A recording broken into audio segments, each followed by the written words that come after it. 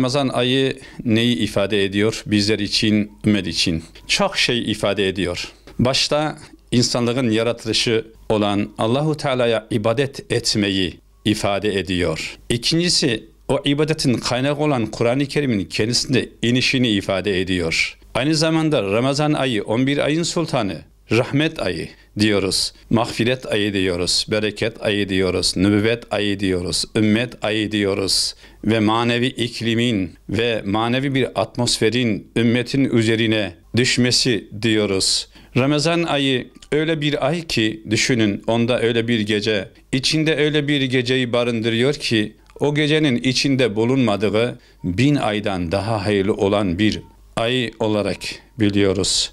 Ramazan ayı Bakara suresinde 183. ayet veya Duhan suresinin 3. ayeti veya Kadir suresi hepsi neyi anlatıyor?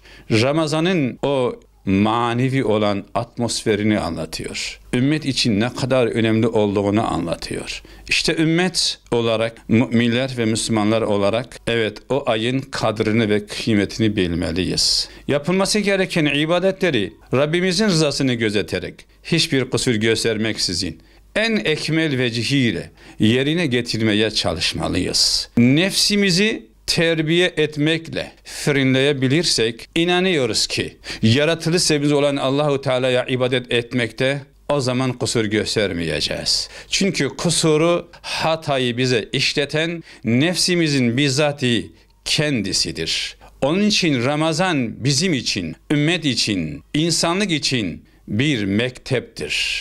Bir derstir, nasihattır, vaazdır ve bizim için nefsi bir terbiyedir. Bunun değerini bilmeliyiz. Oruç tutmakla değerini bileceğiz. İbadet yapmakla değerini bileceğiz. Eshabelerden rivayet ediliyor. Derler ki Şaban'ın son günlerinde Allah'ın rahmet peygamberi eshabelerine şunu buyururlardı. Ey dava arkadaşlarım, ey eshabelerim, ey insanlık, ey inananlar. Ramazan ayının o manevi iklimi üzerinize, onun o rahmet gölgesi üzerinize çökmüştür. Ramazan Allah'ın onda tutulması gereken bedeni ibadeti farz, gecesini ise sünnet olarak size kılmıştır. Ve Ramazan ayı öyle bir ay ki başı rahmet, ortası mağfiret, sonu ise ateşten kurtuluştur. Ramazan ayında sizden her kim ki aç olan bir Müslüman kardeşine yedirir ve içtirirse bir köle azat etmiş kadar sevap kazanır. Ve aynı zamanda günahlarının bağışlanmasına ve Rabbinin mağfiretini elde etmiş olur. Eshabelerden birisi der ki ya Resulallah, herkesin gücü buna yetmiyor ki. Aramızda o kadar fakirler vardır ki böyle insanlara yedirmek, içirmek, giydirmek gücü olmayan birçok arkadaşlarımız vardır. Eshabeler vardır. Ya onlar ne yapsınlar? Resulullah buyuruyorlar ki sallallahu aleyhi ve sellem, bir yudumluk süt veya su veya bir hurma da olsa yedirin ve içtirin, aynı sevabı elde edersiniz. O mağfireti elde edersiniz. Günahlarınızı bağışlatmış olursunuz. Resulullah işte sallallahu aleyhi ve sellem bu güzel mesajını kıyamete kadar Allahu Teala'nın göndermiş olduğu dava, din, İslam ve onun kaynağı olan Kur'an ve sünnete inanan ve iman eden herkese bu mesajını vermiştir.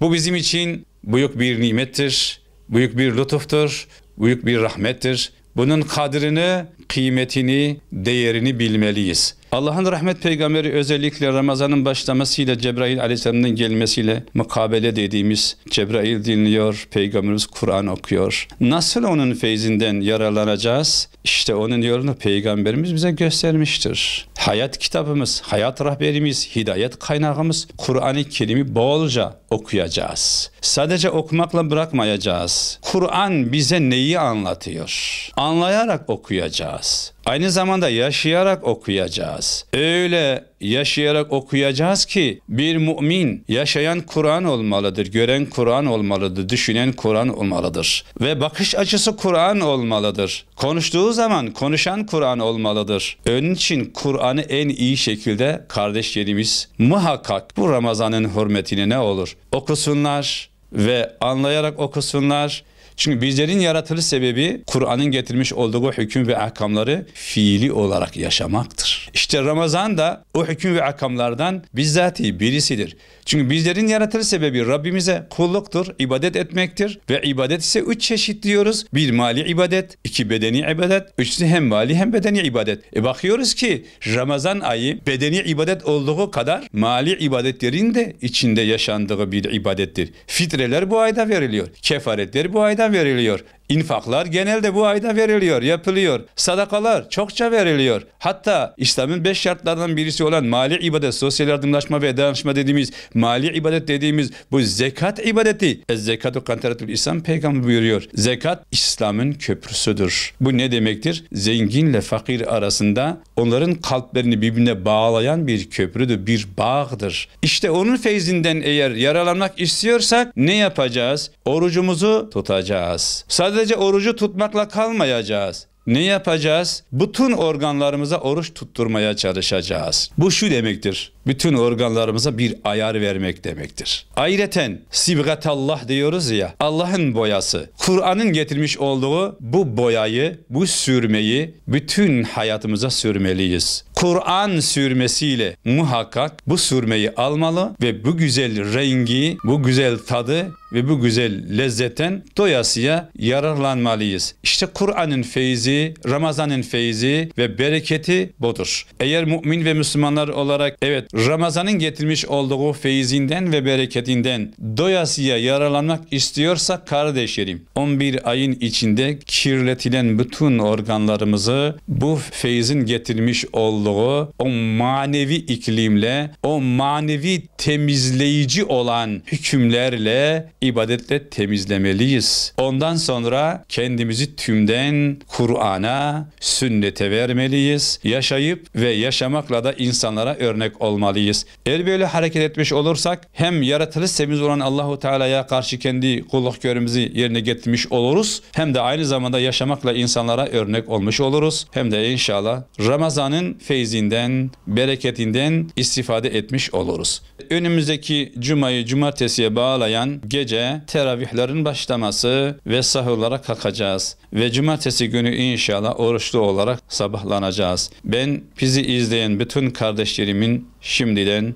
Ramazan'ını tebrik ediyorum. Diyorum ki Ramazan bize ümit olsun. Ramazan bize rahmet getirsin, bereket getirsin, iyilikler getirsin. Ve Ramazan bizlerin, aile efratlarımızın, çocuklarımızın ve ümmetin kurtuluşu ve hidayetine sebep olsun. Ve Ramazan'ın içindeki o manevi iklim Rabbim Teala kalbimize, beynimize, benliğimize, hayatımıza, bakış açımıza yerleştirmeyi nasip eylesin. Ve Rabbim Teala şu ayların, bu bereketli ayların hürmetine, 11 ayın sultanı Ramazan ayının hürmetine Rabbim Teala bu ümmeti bu beladan, bu musibetlerden, bu sıkıntılardan kurtarsın. Yaratılış sebepleri olan Allahu Teala'ya ibadet etmeye dönmeyi ve Kur'an'ı hayatın merkezine alarak Kur'an eksenli bir hayatı yaşamasına Rabbim Teala vesile kılsın Ramazanımızı inşallah.